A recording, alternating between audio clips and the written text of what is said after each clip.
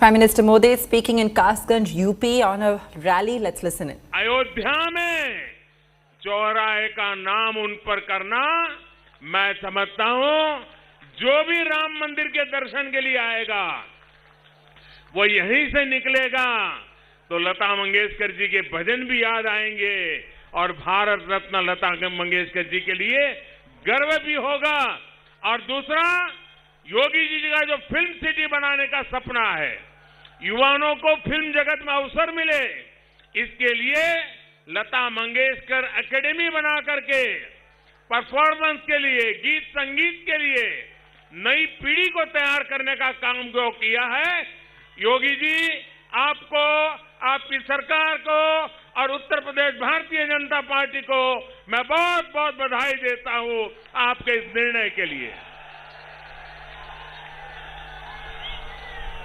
एटा, फर्रुखाबाद, हाथरस, फिरोजाबाद और बरेली के अनेक स्थानों से भी तकनीक के माध्यम से वर्चुअली जुड़े हमारे सभी भाइयों बहनों को भी आज मैं यहां से प्रणाम करता हूं, नमस्कार करता हूं। यहां मेरी नौजवानों से विनती है, मैं आपकी तरफ देख करके बोलूंगा, आप चिंता मत कीजिए, लेकिन आगे आने की कोशिश मत कीजिए, जगह ही नहीं है, बिना कारण किसी को नुकसान हो जाएगा। भैया प्लीज आप लोग खड़े रहिए, मेरा भरपूर प्यार आपकी तरफ है, चिंता मत कीजिए।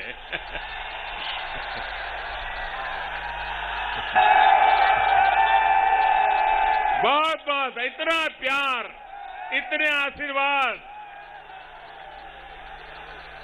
कासगंज के आप सभी भाइयों और बहनों का भी मैं आदर पूर्वक अभिनंदन करता हूं। मैं तुलसीदास जी को भी नमन करता हूं। साथियों, आज पंडित दीनदयाल उपाध्याय जी की पुण्यतिथि है। इसी उत्तर प्रदेश की धरती का रत्न आज हम उनका पुण्य स्मरण कर रहे हैं। पंडित जी ने पूरा जीवन अंत्योदय के लिए समर्पित किया, दीनहीन के जीवन को बेहतर बनाने का प्रयास किया। मैं उन्हें आदरपूर्वक श्रद्धांजलि अर्पित करता हूं। कासगंज का, और मुझे जब कासगंज आया हूं तो बाबूजी की याद आना बहुत स्वाभाविक है। कल्याण सिंह जी, मेरे जीवन में उनका बहुत बड़ा संबंध रहा। मुझे कल्याण सिंह जी की उंगली पकड़ करके चलने का सौभाग्य मिला है। और जब कासगंज में आया हो तो बाबूजी के प्रति कासगंज का प्यार कितना रहा है वो आप भी जानते हैं, मैं भी जानता हूं। उनकी प्रेरणा से भाजपा निरंतर गरीबों की, दलितों की, पिछड़ों की, जनता जनार्दन की सेवा में दिन रात जुटी हुई है। साथियों, कल यूपी में पहले चरण का मतदान पूरा हुआ है। लोगों ने भारी संख्या में घरों से निकलकर यूपी को सुरक्षित रखने के लिए, यूपी के विकास के लिए भारी मात्रा में कमल को वोट दिया है। विशेष रूप से हमारी बहन बेटियों ने जमकर के मतदान किया है। भाइयों बहनों, जो रुझान आए हैं वो ये बता रहे हैं कि पहले चरण में भाजपा का परचम लहरा रहा है। और कल दोपहर के बाद उन नेताओं के जितने इंटरव्यू आए हैं उनका चेहरा ऐसा लटका हुआ है। अब वो खुलकर के परिवार की बात करने लग गए। योगी जी आपने क्या हाल कर दिया इन लोगों का।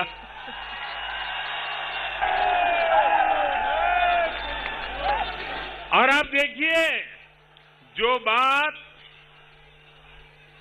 आप देखिए ये बात जो गौर परिवारवादी लोग हैं उनको भी पता चल गई है कि नैया डूब चुकी है।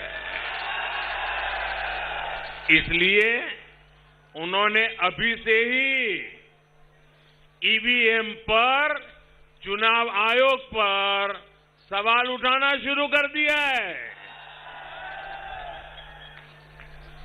आपको मालूम है ना, जैसे क्रिकेट में क्या होता है, वो बॉलर बॉल फेंकता है, जब विकेट मिलती नहीं है तो बॉल वहां पहुंचने से पहले ही चिल्लाता है एम्पायर के सामने देख के, आउट आउट आउट। और फिर नहीं होता है तो ये एम्पायर पे गुस्सा करता है, एम्पायर के सामने पैर पछाड़ता है। देखा है ना आपने। इस चुनाव के पहले चरण के बाद ये लोग उसी प्रकार का भाषा वातावरण अब ईवीएम को दोष दो। अरे जनता जनार्दन आपको स्वीकार करने के लिए तैयार नहीं है। अब उत्तर प्रदेश को गुंडा राज नहीं चाहिए।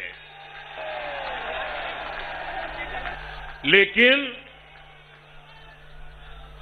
मैं इन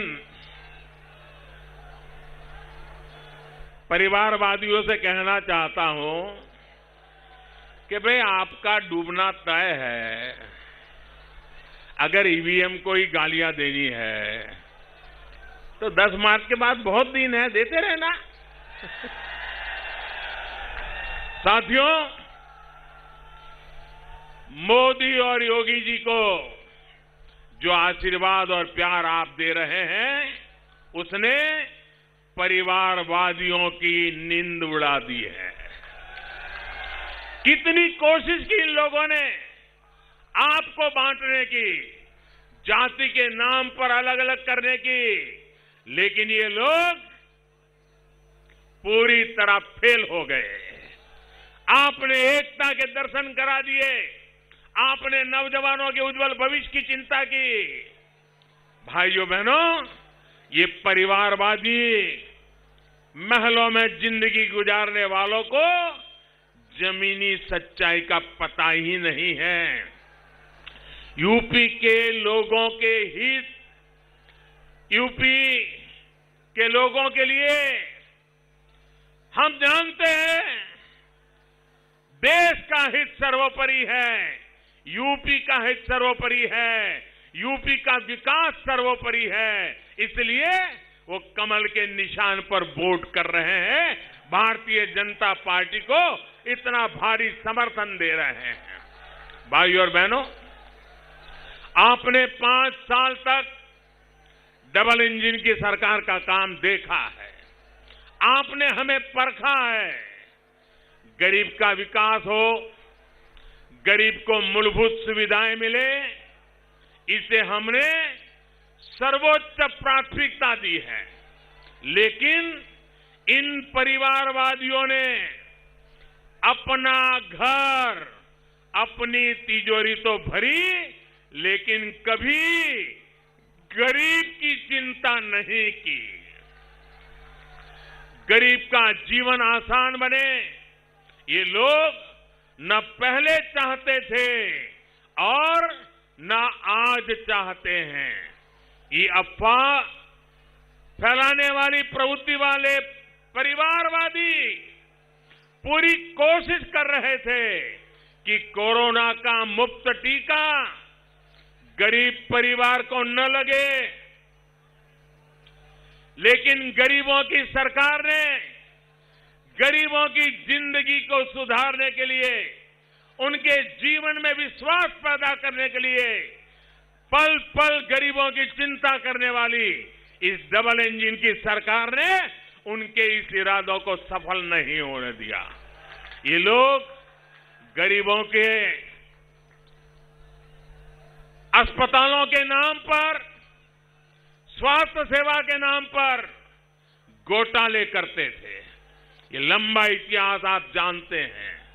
लेकिन योगी जी की सरकार ने अस्पताल और मेडिकल कॉलेज का जाल बिछा दिया है। मेरा सौभाग्य था एक साथ 9 मेडिकल कॉलेज का उद्घाटन करने का मुझे मौका मिला था। यह हिंदुस्तान में कभी नहीं हुआ है जो योगी जी की सरकार में हो रहा है। इनको यह भी लगता था कि 100 साल का इतना बड़ा संकट आया है, वैश्विक महामारी कोरोना आई है, यूपी में भुखमरी फैलेगी, उस पर ही अपनी राजनीतिक रोटियां सेकेंगे। लेकिन इन लोगों को एहसास ही नहीं था कि मोदी योगी ने इनके राशन माफिया, मालूम है ना राशन माफिया, ये राशन माफिया को किनारे लगा दिया है। महामारी के इस समय में हमारी सरकार हर गरीब को पिछले कई महीनों से मुफ्त राशन दे रही है और हमारा संकल्प रहा कि ऐसी बड़ी वैश्विक 100 साल की भयंकर बीमारी आई है, जीवन बचाना बड़े बड़े समृद्ध देशों के लिए मुश्किल हो गया था।